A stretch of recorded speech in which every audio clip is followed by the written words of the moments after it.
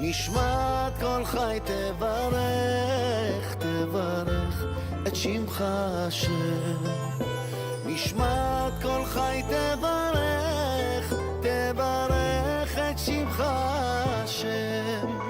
ומי בעדך אין לנו מלך ומלך. Lorsqu'il tombe sur Binyamin, Vaïpol al-Tzavere Binyamin arrive, Vaïef. Il tombe sur les coups de Binyamin, son frère, et il se met à pleurer. Ou Binyamin, Bachal Tzavarav, et Binyamin, lui, il est tombé sur son cou. On voit que Binyamin avait deux coups, Tzavere au pluriel. Rashi nous dit, on fait référence aux deux Baté Mikdashot qui seront construits et détruits sur la parcelle de terre qui appartient à Binyamin.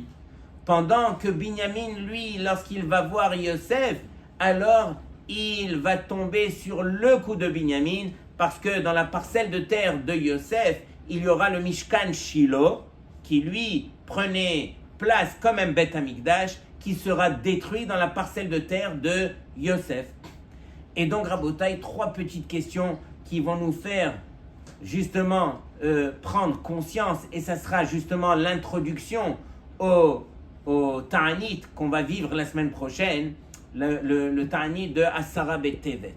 Première question, Rabotai, comment se fait-il que Yosef et Binyamin qui se retrouvent après toutes ces années, la première chose qu'ils font, c'est de pleurer sur la destruction des Baté Mikdashot et du Mishkan Shilo.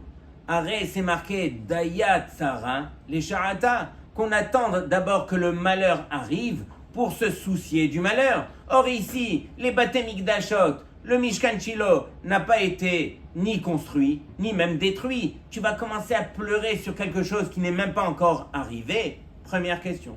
Deuxième, arrête, comme on a dit, un frère comme Binyamin qui retrouve son frère Yosef. Yosef, raconte-moi, comment tu as fait pour survivre? Comment tu as surmonté toutes ces épreuves? Qu'est-ce qui s'est passé avec toi? Il avait tellement de sujets autres à traiter avec son frère Yosef. Pourquoi est-ce qu'ils ont parlé pour la première fois? Ils parlent des Baté Mikdashot qui seront détruits. Troisième question. Alors, on voit ici que Yosef, il pleure sur la destruction des deux Baté Mikdashot de Binyamin, qu'il y aura dans la parcelle de terre de Binyamin, et Binyamin sur celui de Yosef.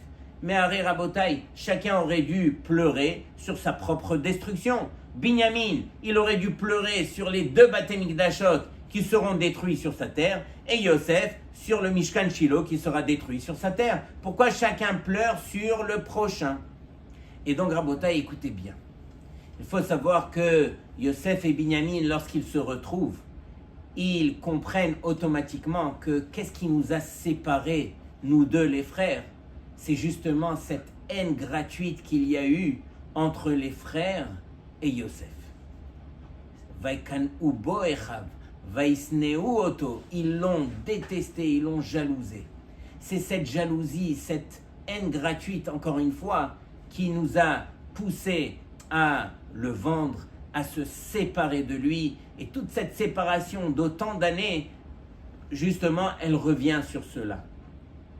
Et c'est exactement la même cause, Rabotai, de la destruction des Baté Mikdashot. Qu'est-ce qui a détruit le Beth Amikdash? C'est Sinat Rinam, puisque les Béné Israël, ils ont pu réparer d'autres fautes qui étaient plus graves.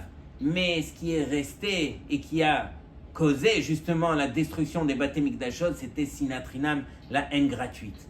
Et donc sur cela, Yosef et Binyamin, lorsqu'ils se retrouvent, ils se disent, mais la première chose qu'on se doit de faire, c'est d'apprendre la leçon, de réparer ce qu'on est venu faire. Et donc Rabotai, nous aussi, lorsqu'on lit le récit, alors bien sûr c'est un récit qui est poignant comme on a dit au départ, mais c'est un récit qui vient nous faire réfléchir.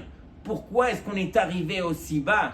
Quelles sont les répercussions qui nous ont amenés à cela? Si c'est la haine gratuite, on se doit combien et combien d'apprendre à se tourner vers son prochain et essayer de se rapprocher de lui, essayer de le comprendre, essayer d'apprendre à l'aimer. Chez chaque Ben Israël, il y a des bons côtés et il y a des moins bons côtés, mais qu'on s'attache justement aux bons côtés.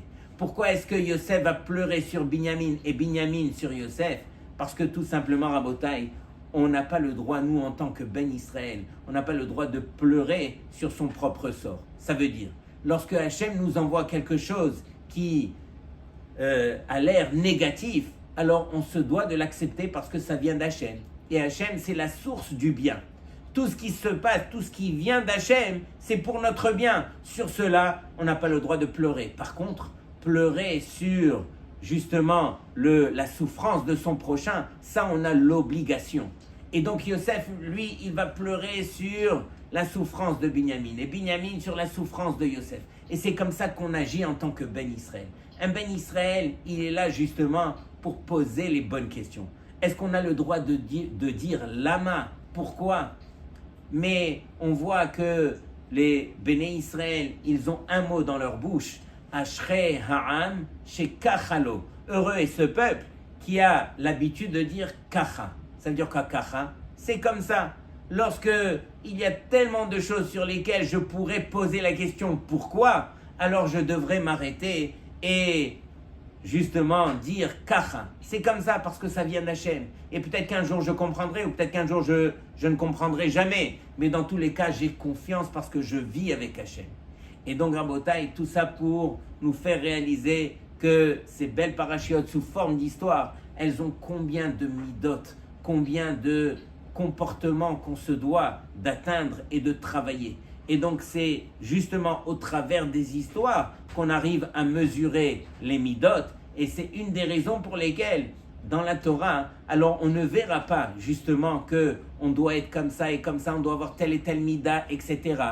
On nous le dit sous forme d'histoire, encore une fois, parce qu'on ne peut pas mesurer les midot, et les midot se mesurent par rapport aux efforts que l'homme fera. Bien sûr qu'on essaye de tendre à ce qui est écrit ici sous forme de récit, mais chacun ira au niveau qu'il pourra atteindre par rapport à ce que Hachem lui a donné comme force au niveau spirituel. Shabbat Shalom Likulchem.